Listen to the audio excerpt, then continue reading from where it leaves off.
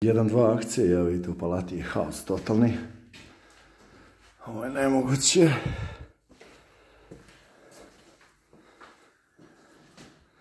Ovo će biti grb stare Crne Gore, odnosno bitke na Vučijem dolu. Ovo će biti moji čačulci. I Milosavina kuhinja od 5 metara. A vidiš što su. Nema tu još, samo stavim pločice i gotovo.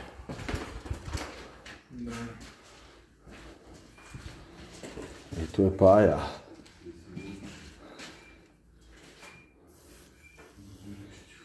Vuk Đuričić.